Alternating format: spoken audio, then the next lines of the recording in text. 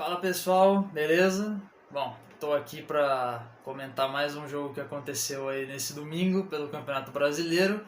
Corinthians e Internacional, o jogo terminou 2-2 em Itaquera. Um resultado que acabou frustrando muitos torcedores do Corinthians, porque o time conseguiu uma grande virada, permitiu ao Internacional um empate no segundo tempo.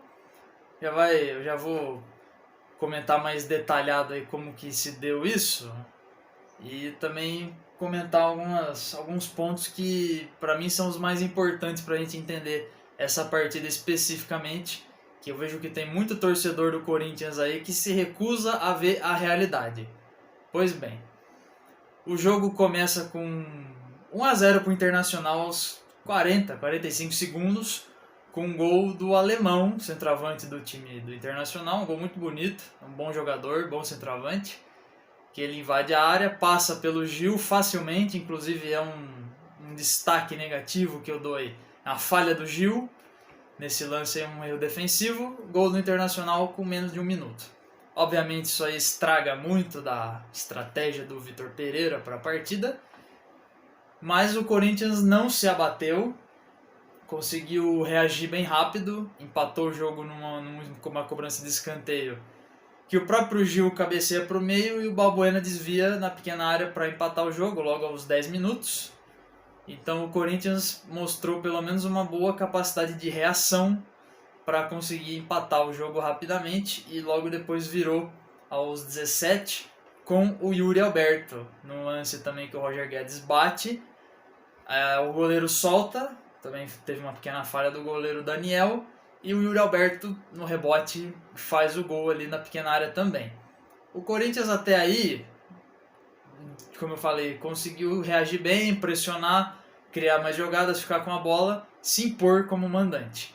A partir desse segundo gol, o Internacional, pela necessidade que tinha de voltar para o jogo, é um duelo entre dois times ali de cima da tabela, um confronto direto. Quem vencesse terminaria em segundo colocado, dado os resultados do Flamengo mais cedo e do Palmeiras, do Fluminense de ontem também. Quem vencesse seria o segundo. O Internacional foi para cima no final do primeiro tempo, teve uma bola na trave, um lance bem perigoso, passou muito perto de fazer o seu segundo gol e já empatar no primeiro tempo. Mas logo no último lance do primeiro tempo, um contra-ataque muito bom do Corinthians, do Yuri Alberto. Ele passa por Mosquito, ele tira um zagueiro da jogada, traz para o pé esquerdo, dá o passe para o Roger Guedes. Ele de frente para o goleiro, ele ajeita a bola e chuta em cima do goleiro. Perde a chance de fazer o terceiro gol, que seria extremamente importante e ficaria confortável para o Corinthians. Acredito que provavelmente venceria o jogo se fizesse aquele terceiro gol. E o Roger Guedes não fez, ele poderia ter devolvido para o Gustavo Mosquito, mas tomou uma decisão errada. O primeiro tempo vale então os destaques da reação do Corinthians e do bom time que o Internacional tem. Um time treinado pelo Mano Menezes, time que toca bem a bola, tem bons jogadores do meio para frente, chega no ataque, tem um bom centroavante, que é o alemão, e vale esses destaques aí do primeiro tempo. Para o segundo tempo, o jogo se desenhou da seguinte forma. Logo no intervalo, o Corinthians perde o Fagner, entra o Rafael, lateral português. Aos 10 minutos, o Rafael sai lesionado também. Então o Corinthians perdeu os dois laterais dentro de 15 minutos da partida. Teve que improvisar o Bruno Mendes, que é zagueiro, na lateral. Depois, antes disso, aliás, já tinha antes da partida o desfalque do Renato Augusto, que assim que eu vi a escalação e vi que o Renato Augusto não estava nem relacionado, ele está fora, já pensei logo, o Corinthians vai sofrer nessa partida aí, não tem como. O Renato Augusto é absurdamente importante para esse time aí, tecnicamente, é uma liderança, não deixa de ser. Fora outros desfalques que já tinha, como o Maicon, tinha o Lucas Piton, o Adson. Por mais fraco que seja, Júnior Moraes é um desfalque, você tinha o Rony voltou agora, o Juliano voltou agora, então o Vitor Pereira realmente sentiu muita falta de elenco e é isso que o torcedor, eu vejo muita gente se recusando a enxergar a realidade, que o Corinthians não tem elenco. Não tem elenco. O Corinthians tem um time titular que nem esse não joga inteiro sempre. Tem mais gente lesionada do que de fora. Então, os desfalques antes de começar a partida e os desfalques que o time teve ao longo da partida. O Corinthians não tem elenco. Não tem como você tirar um jogador muito bom como Renato Augusto e ter outro, porque não tem outro da mesma posição, do mesmo nível, certo? O mais próximo que chega dele é o Juliano, que vinha de um tempo parado, não jogou tão mal assim, mas não é um jogador que vai resolver o jogo, não é um camisa 10, não é. O Vitor Pereira, inclusive, na coletiva cita isso, que faltaram soluções. As únicas opções ofensivas que o Corinthians tinha era o Vital e o Giovani. Então, no segundo tempo, o Internacional dominou o jogo, dominou a bola, podia até ter virado a partida para 3-2 aí com facilidade. Mas porque o time do Corinthians não tinha solução nenhuma, não tinha opção para conservar a posse de bola, para continuar pressionando. Pouquíssimas opções de velocidade, não teve. O Corinthians sobreviveu no segundo tempo, ficou com um ponto aí e tá bom, pelo que o jogo se desenhou na segunda parte. Então se desenhou o jogo assim. Então o resumo do jogo é basicamente esse: uma equipe com elenco, com opções, quase nenhum lesionado. Eu não sei quantos desfalques o Internacional tinha, mas garanto que era muito menos do que o Corinthians tinha. O Corinthians, se contar os jogadores que não estavam desde o começo e mais os que se lesionaram durante o jogo, que tiveram que sair durante a partida, tinha 10 jogadores de fora pelo menos, ou mais.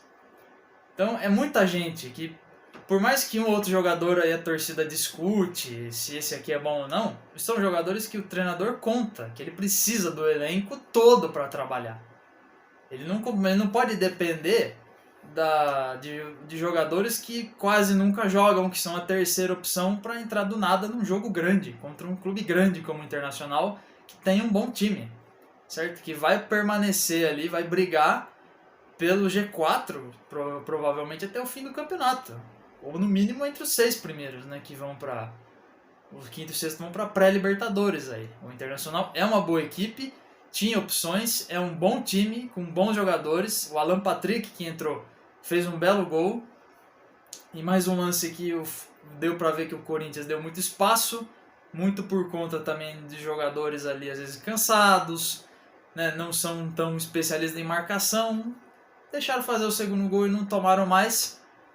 Muito por sorte, porque em alguns momentos ali o Corinthians retomou um pouquinho o controle do jogo. Teve uma outra escapada ali com o Yuri Alberto, com o próprio Roger Guedes ali, mas o resultado acabou em 2-2 ali e foi isso. Então essa rodada aí vai terminar acho que só amanhã com o jogo Santos e Goiás. O Corinthians poderia ter ficado em segundo, continua em terceiro agora, se não me engano, com 43 pontos. E o Internacional logo atrás, também com 43 pontos. Tá certo?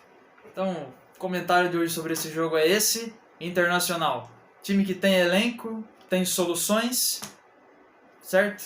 Tinha jogadores o suficiente para sua proposta de jogo. Corinthians, não tem elenco, já com o elenco inteiro já falta. Imagina com tantos desfalques assim. Vitor Pereira fez o que dava. Tem gente que ainda vem criticando ele muito. Eu não acho ele um treinador fantástico, certo? Eu não acho ele perfeito, ele comete seus erros. Mas com os jogadores que ele tem, com tudo que ele já passou, ele já fez muito pelo Corinthians. Se o Corinthians terminar o campeonato entre os 4 e já chegar na semi da Copa do Brasil, já é muito pelo elenco que ele tem à disposição. Então, o resumo do jogo é esse. Foi mais um jogo para provar que como faz falta um elenco que o Corinthians não tem. E aí a responsabilidade é da diretoria, tá certo? Bom, obrigado a todo mundo que assistiu. Já sabem, vou deixar o Instagram aqui embaixo. Sigam lá, eu sempre aviso quando tiver vídeo. Se inscrevam aqui no canal. Próxima rodada tem São Paulo e Corinthians. Um jogaço aí, um clássico. Provavelmente vai ter vídeo aqui no canal depois do jogo. Então, obrigado aí, pessoal. Até a próxima.